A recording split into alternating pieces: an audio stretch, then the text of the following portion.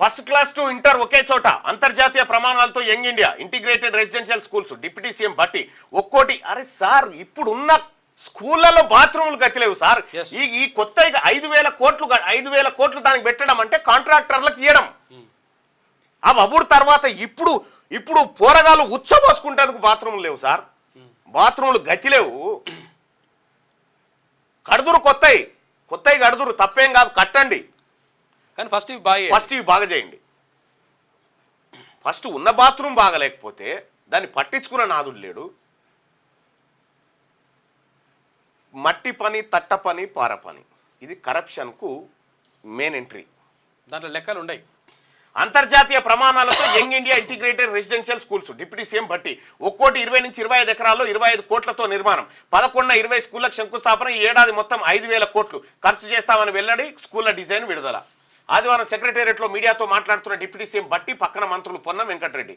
ఇక్కడ ముందే అనుకుంటారా ముందే ఎట్లుంటుందంటే, అచ్చా మీరు మొన్న ఎలక్షన్కి ఎంత పెట్టారు? మేము 1000 కోట్లు ఇచ్చినాం. 1000 కోట్ల నీకు ఎన్ని కాంట్రాక్ట్? 10,000 కోట్ల కాంట్రాక్ట్లు కావాలి. 10,000 కోట్ల కాంట్రాక్ట్లు ఎక్కడెక్కడ? ఇది కడదాం. ఇదేదో పిల్లల కోసం ఆలోచించి జరిగే కాంట్రాక్ట్లు కావు ఇవి. పిల్లలు ఈ రాష్ట్రంలో ఉన్న పేదల బతుకుల కోసం ఆలోచించి చేసే కాంట్రాక్ట్లు కావు ఇవి. నిజంగా ఇంటిగ్రేటెడ్ ఈ శక్తులు ఈ పైకప్పు లేకనే చదవాగిందా? వెనకట పెద్ద మనుషులు, మా నాయన ఆతరం వాళ్ళు చెట్ల కింద కూర్చొని ఉష్కెల దిద్దిరు, ఇసుకలో అక్షరాలు దిద్దిరు. విజ్ఞానం అనేది ఏసీ గోడల మధ్యనే ఎక్కువ వస్తుంది అనుకుంటూ పొరపాటు. నీవు ఉన్నటువంటి స్కూళ్ళను బాగు చేయకుండా, ఉన్న స్కూళ్ళను పట్టించుకోకుండా, కనీసం మీకు చెప్పిన 1000 పాఠశాలలు మూతబడ్డాయి. ఈ మూతబడ్డ పాఠశాలలు రీఓపెన్ చేయడానికి కనీసం మనకు ప్రభుత్వానికి చేత కాకపోతే ఆ ఊర్లో ఉన్నటువంటి బీఈడీ చేసినటువంటి పిల్లలకు లీజుకి ఇస్తే వాటిని నడుపుకుంటారని చెప్పిన. విద్యా హక్కు చట్టాన్ని అమలు చేయరా? భట్టి విక్రమార్క గారు మీరే కదా అసెంబ్లీలో మాట్లాడింది. బయటిది మీరే కదా మాట్లాడింది. విద్యా హక్కు చట్టాన్ని ఎందుకు అమలు చేస్తలేరని మీరే ప్రశ్నిస్తారు. మీరు ఇప్పుడు ఉప ముఖ్యమంత్రిగా ఉండి మీ రాష్ట్రంలో మీ పరిపాలనలో విద్యా హక్కు చట్టాన్ని అమలు చేస్తలేరు. Shame sir, shame. మీరు చెప్పిన మాటకు చేస్తున్న పనులకు పొంతలేదు ఇక్కడ. ఇక విద్యా హక్కు చట్టాన్ని అమలు చేస్తే శ్రీ చైతన్య నారాయణ కార్పొరేట్ వాళ్ళతోటి ఇబ్బంది అవుతుంది. వాళ్ళు ఇచ్చే పైసలు ఇయ్యరా?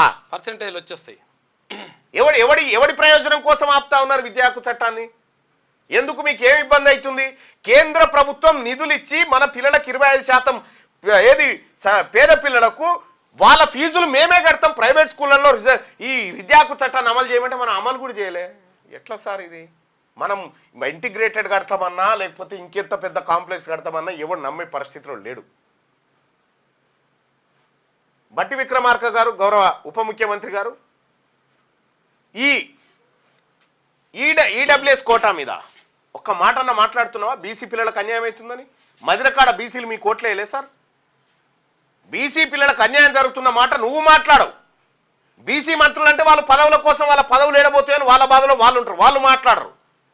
ముఖ్యమంత్రి గారు దర్జాగా ఇచ్చుకుంటూ పోతా ఉంటాడు. మీరు ఇది మాట్లాడరు, కులగణన మాట్లాడరు, రైట్ టు ఎడ్యుకేషన్ యాక్ట్ ఎందుకు ఇంప్లిమెంట్ చేయలేదని మాట్లాడరు. ఏం మాట్లాడతారు సార్? మరి ఇంకా ఏమి వినాలి సార్? మీది ఏమి వినడం కోసం ఉండాలి? బీసీలు సపట్లు కొట్టాలన్నా మీది? మీరే కదా మాట్లాడింది. అసెంబ్లీలో మాట్లాడి విద్యా హక్కు చట్టాన్ని ఎందుకు ఇంప్లిమెంట్ చేయవు అని చెప్పి ఆయన కేసీఆర్ను ప్రతిపక్ష నాయకుడి హోదాలో మీరు ప్రశ్నించారు కదా. ఇప్పుడు అధికార పక్షంలో ఉప ముఖ్యమంత్రి హోదాలో మీరు దాన్ని ఎందుకు ఇంప్లిమెంట్ చేస్తలేరు సార్? దాన్ని ఎందుకు ఇంప్లిమెంట్ చేస్తలేరు? అసెంబ్లీలో మాట్లాడిండు. అది పంపి ఇగో ఫస్ట్ క్లాస్ టు ఇంటర్ ఒకే చోట అని చెప్తాను. రైట్ టు ఎడ్యుకేషన్ ఎందుకు ఇంప్లిమెంట్ చేస్తలేరు? ఎందుకు ఇంప్లిమెంట్ చేస్తలేరు అంటే ఈ పేదోనికి కార్పొరేట్ స్కూల్లో విద్య దొరికితే రేపు పొద్దుగాల వాడు ప్రశ్నించడం నేర్చుకుంటాడు, వాడి ద్వారా ప్రమాదం ఉంటుందని వాడికి పేదోడికి విద్యను దూరం చేయడం కాకపోతే ఇంకోటి ఏందో చెప్పండి. ఇది మీరే కదా మాట్లాడింది? ఇది మీరే కదా సార్ మాట్లాడింది? అధ్యక్ష, విశ్వవిద్యాలయాలు పోయే ముందు నేను గవర్నమెంట్ ఆఫ్ ఇండియా తీసుకొచ్చిన రైట్ టు ఎడ్యుకేషన్ చట్టానికి సంబంధించి కూడా ప్రభుత్వానికి మీ ద్వారా గతంలో కూడా నేను రిక్వెస్ట్ చేశాను.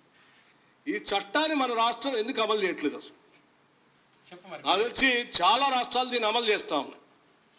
ప్రైవేట్ స్కూల్స్లో ఈ చట్టం ద్వారా గవర్నమెంట్ పిల్లల పేద విద్యార్థులకి రైట్ టు ఎడ్యుకేషన్ చట్టం ద్వారా కనీసం 25% వాళ్ళు సీట్లు అడ్మిషన్ ఇచ్చి వాళ్ళు విద్య నేర్పించాలి.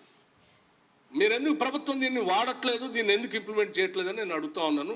పదే పదే దీన్ని సభలో మీ ద్వారా ప్రభుత్వ దృష్టికి తీసుకొని వస్తూ ఉన్నాను. తీసుకోండి అండి. ఇది మరి మనం ఎందుకు తెస్తలేము సార్? మనం ఎందుకు చేస్తలేము ఈ పని? ఇవాళ మనం మాట్లాడుతూ ఉన్నాం. ఇప్పుడు ఇంటిగ్రేటెడ్ స్కూల్స్ కట్టాల్సిందే అని చెప్పి ఎక్కడ ధర్నా అయిందా సార్? బాత్రూమ్ కట్టమని ధర్నా అయింది, టీచర్ కావాలని ధర్నా అయింది.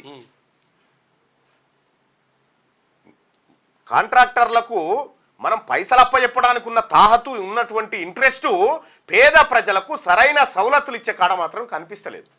ఇవి ఉపయోగపడతాయి, పడేయంటలేను. ఇంటిగ్రేటెడ్ స్కూల్స్ ఉపయోగపడతాయి ఎప్పుడు? నువ్వు ఫస్ట్ ఈ గ్రామీణ ప్రాంతాల్లో ఉన్నటువంటి రూరల్ ఎడ్యుకేషన్ సిస్టమ్ ఏదైతే ఉందో దాన్ని సరిచేయకపోతే ఇదే ఉంటుంది పరిస్థితి.